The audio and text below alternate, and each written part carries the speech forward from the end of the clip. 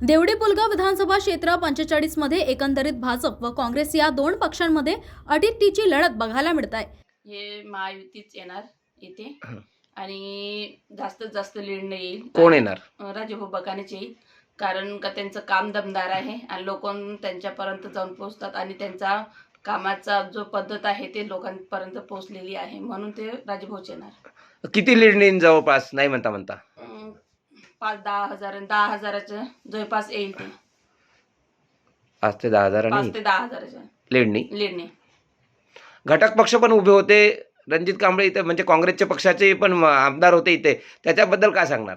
त्यांच्याबद्दल तर खूप सारं सांगण्यालायक आहे, कारण का ते आजपर्यंत आमच्या इथे नाचनगावामध्ये पण असे काही कधी दिसले, आम्हाला दुरून पण दिसले तरी कोणाला वय करणं तर दूरच राहिलेलं आहे, पण त्यांच्या स्वभाव गुणामुळे लोक त्यांना लाईक करत नाही। लेडीज तर बिलकुलच नाही, त्यांच्या बोलण्याचा अंदाज अलग आहे। कसा आहे? म्हणजे होबड दोबड बोलतात, बाई असो या कोणी असो, म्हणजे खालच्या दरामध्ये बोलणं राहते त्यांचंवालं। तसं राजेभाऊचं नाही आहे। म्हणजे आपलं म्हणणं एकंदरीत म्हणणं आहे की इथे भाजपचंच कॅन्डिडेट निवडून येणार आहे। हो पाहिजे, महाविकास आघाडीचं सरकार आलं पाहिजे। आमच्या पुलगाव देवळी मतदार क्षेत्रामध्ये रणजितदादा कांबळे 1001 मतानं निवडून येतील। म्हणजे असं महाविकास आघाडीच का बरं, बाकी दुसरे पक्ष आहे ना? नाही, ते त्याच्या नीती काही लोकांना पसंत नाही आहे। ते काटो कटेंगे बटेंगे हे लोकांना असं नाही पाहिजे। कोणाची नाही, महायुतीचं जे आहे राजकारणाची जे त्यानं महाराष्ट्राचं जे पूर्ण हे करून टाकलं, ते लोकांना तसं काही पसंत नाही।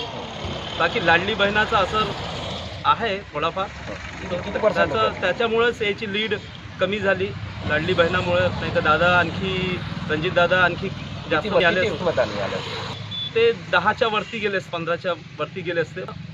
आणि ते आमच्या मी पुलगावचा आहे, तर त्या पुलगावमध्ये रूमर नॅरेटिव्ह त्यांनी जे सेट केलं, महायुती बच्चा ने कुछ नहीं किए, दिल था वो भी बेच के खा गए, नॅरेटिव्ह फिट झालं होतं ते, त्याचा बराच असर झाला, त्याच्यामुळे याची लीड कमी झाली। त्याला काँग्रेसवाले काउंटर नाही करू शकले, ते त्याचं फेल्युअर आहे। पुन्हा आपण एखाद्याला अजून जाणून घेऊया पुन्हा, कारण विषय असा आहे की दोन्ही आमदार जे विद्यमान आमदार आहे ते तुल्यबळ आहे आणि राजेशजी बकाने ते पण तुल्यबळ आहे। त्याच्यामुळे दोन्ही उमेदवारांमध्ये फाईट ही चुरशीची आहे आणि निकाल हा थोडक्या मतानं कोणाच्या बाजूने लागेल याची शाश्वती काही आपण सांगू शकत नाही। कारण की जे विधानसभेचं चित्र दिसत आहे यामध्ये बरेचसे लोक विद्यमान आमदारासोबतही होते आणि विरोधी पक्षासोबतही होते।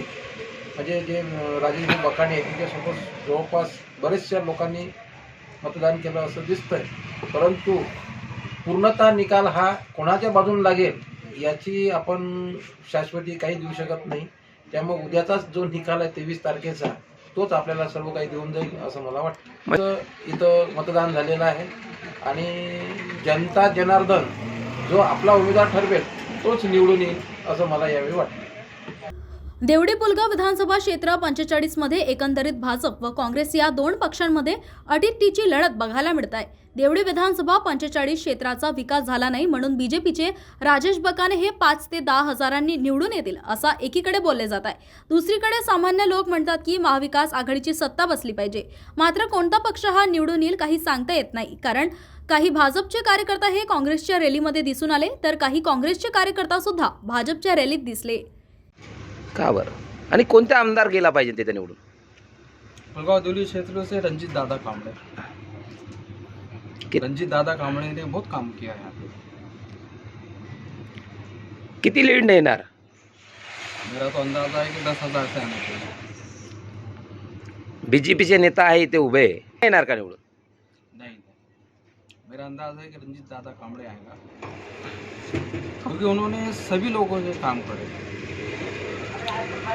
क्योंकि मेरे को एक घटना मालूम है, आरएसएस के लोग भी उनके पास में जाते हैं अपना काम करवाने के लिए, भाजपा के लोग भी उनके पास में जाते हैं। वो ऐसा किसी में भेदभाव नहीं करते और सबसे बड़ी बात यह है कि वो ऐसे नफरतें पैदा नहीं करते। जो आज जो माहौल जो चल रहा है नफरत का राष्ट्र में, 10 साल में बहुत ज़्यादा नफरत हो गई। मला एक सांगा, एकंदरीत किती लीडने काँग्रेसचा नेता इथं निवडून येणार आहे आणि मुंबई जे मंत्रालयात आहे कोणती सरकार बसणार? महाविकास आघाडी आणि इथे जे आमदार आहे आता तो आता काँग्रेसचे नेता आहे, किती लीडने येणार आहे? 10,000. का बरं? आणि किती लीडनी? काम को देखते हुए किती लीडने येणार? लीड नहीं बोल सकते, पर जो मत प्रति जो लोगों ने किया वो हिसाब से हमको लग रहा। लोगों ने क्या किया? वोटिंग किसको? रंजीत कामड़े, दोनों कुछ भी हो सकता है, एक अपन कंफर्म नहीं बोल सकते अभी। पर यहाँ पे कौन निकलेगा देवली विधानसभा क्षेत्र में? अभी तो कामड़े ही लग रहा। नमस्कार, मी सौ रीता श्रीराम इटीवार, बीजेपी महिला आघाडी शहर अध्यक्ष पुलगाव. इथे कोणता उमेदवार निवडून येणार आहे? इथे बीजेपी ते राजभाऊ बकानेच निवडून येणार आहे. किती लीडनी? 10,000 प्लसनी येणार आहे. 10,000 प्लसने? हो. वरती म्हणजे मला एक सांगा, कोणाची सरकार बसली पाहिजे तुमचं असं म्हणणं आहे? महाराष्ट्र बीजेपीची महायुती. ते असंच चित्र दिसून राहिलेलं आहे. महाविकास आघाडी आणि महायुतीमध्येच लढत दिसून राहिलेली आहे. एकंदरीत दिसून येत आहे की लोकांची पहिली पसंती हे गेल्या 25 वर्षापासून रणजित कांबळे काँग्रेसचे आमदार जे आहे त्यांच्याकडे पहिली पसंती दिसून राहिलेली आहे. आणि आम्ही काही जनतेपर्यंत पोहोचलो आहे. काही लोकांनी म्हटलं की भाजपचे काही कार्यकर्ते आहे की राजेश बकाणे हे 5 ते 10 हजाराने लीडने निवडून येणार. पण म्हणजे त्यांच्याच अशा लोकांमध्ये संभ्रम दिसून येत आहे की 5 ते 10 हजाराची लीडने राजेश बकाणे निवडून आहे. पण काही जनतेकडून आम्ही प्रत्यक्ष थेट आम्ही काही लोकल जनतेमध्ये गेलेलो आहे. त्या जनतेने म्हटलं की आम्ही फर्स्ट प्रिफरन्स हे रणजित कांबळे म्हणजे काँग्रेसचे उमेदवार हेच निवडून येणार आहे, हे चित्र दिसून राहिलेलं आहे. महाराष्ट्र TV 24 साठी संतोष देशमुख, कॅमेरामॅन धनंजय कोचेसोबत वर्धा.